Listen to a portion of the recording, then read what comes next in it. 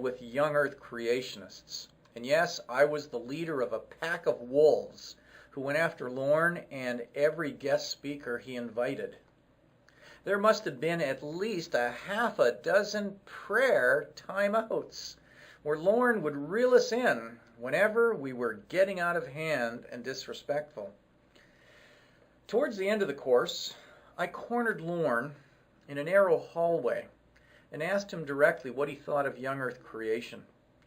And very respectfully and without pulling any punches, he said, "Young earth creation is error."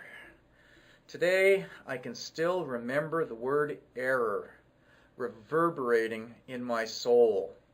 And although I did not reject young earth creationism right then and there, what Lorne did to me was challenge the origins dichotomy that was so deeply embedded in my mind. Here was a man who was a brilliant university professor and a deeply committed Christian, and he believed that young earth creation is error. Because I was entrenched in the origins dichotomy, my assumption was that real Christians had to be young earth creationists. But Dr. Wilkinson's very existence challenged that cultural misconception which I had been raised with. And there was a second Wilkinson moment. Towards the end of the very last class, he singled me out and said, "Dennis, if you found out that young earth creation was false, would you lose your faith in Jesus?" Ouch. That one hurt. I mumbled and I stumbled and I never really gave an answer. I knew that I had become a Christian because I'd met Jesus in Cyprus, not because I had learned about young earth creation. This faith is called Christianity because it's about Christ. To use the cliche, Christian faith is not about the age of the rocks, that is, the age of the earth. Rather, it is about the rock of ages, who is God. What Lorne Wilkinson did in asking that question was to underline who or what was the Lord of my life. Was it God or my view of origins? The way I was fighting for young earth creation, it was apparent that origins was perilously close to becoming an idol in my life. And that's what idolatry is. It's when something becomes more important than God. Regrettably, and I hate to say it, but I see a lot of Christians today who act like their view of origins is the core of their worldview, when in fact it should be Jesus.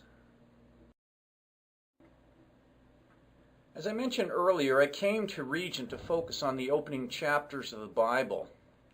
And it is evidence within the Bible itself that further made me reconsider my belief in young earth creation. Let me give you a few examples. And if you want more information about these, please go to my first web lecture, Beyond the Evolution versus Creation Debate, and check out slides 57 to 63. Anyway, I started to see that there were poetic structures in the early chapters of the Bible. Here is Genesis 1, the six-day creation account.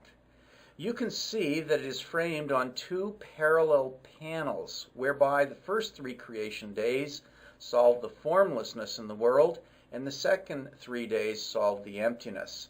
I also noticed that the panels are parallel to each other. Light is created on day 1, and this aligns with the creations of the sun, moon, and stars on day 4. Similarly, dry land is created on day 3, and this is parallel with the creation of land animals and humans on day 6. Of course, the question arose in my mind. Do real historical and scientific events unfold in parallel panels? I think everyone knows the answer. In Genesis 6 to 9, Noah's flood account, I discovered another amazing poetic structure. This is called a chiasm, and it often appears in the Bible. As you will note, it has two parts, with the repetition of people, events, and numbers. The center of the chiasm is the moral of the story, which in this case of the flood account is that God remembers the righteous individual Noah in the midst of his judging the world. Once more, the question arose in my mind: do real historical and scientific events unfold in chiasm? And again, I think everyone knows the answer. Lastly, at Regent College, I was just starting to see that there was an ancient understanding of the natural world in the Bible. If you wish, an ancient science. And though this might be a shock to many Christians, but the Bible features a three-tier universe. To learn more about this ancient science, please visit my webpage under Publications. I have a couple papers on this topic. And this biblical evidence was leading to a thunderous question: is scientific concordism true? This evidence was challenging directly that second cultural misconception most of us are raised with. That is, the assumption that the Bible reveals scientific facts. Now, I must point out that breaking away from a literal, scientific, concordist reading of the early chapters of the Bible did not happen in one day, 1 week, or 1 month. It happened very slowly over my 3 years at Regent College. But there was a definite moment when all the pieces came together, and it was my very last paper, a paper which dealt directly with young earth creation and the Bible. In my last paper at Regent College, I included a postscriptum in order to share a few thoughts about my 3-year study of the opening chapters of the Bible. I write, I entered Regent College in September 1984 as a fire-breathing, dragon-slaying, young earth creationist. Seems appropriate, nay, maybe even ordained, of course ordained by God, that my last paper after 3 years is this one: How I have fallen from grace.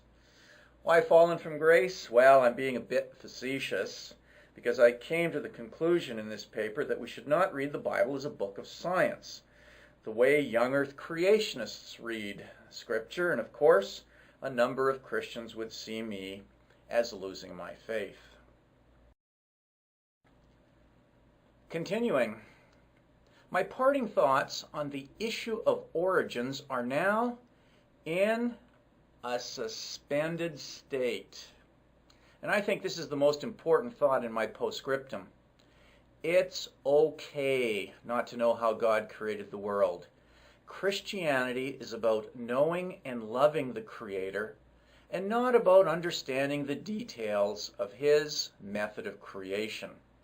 Returning to the passage, I do not regress to my earlier atheism where in the beginning hydrogen, the idea of molecules evolving into people, defies all known biochemical laws.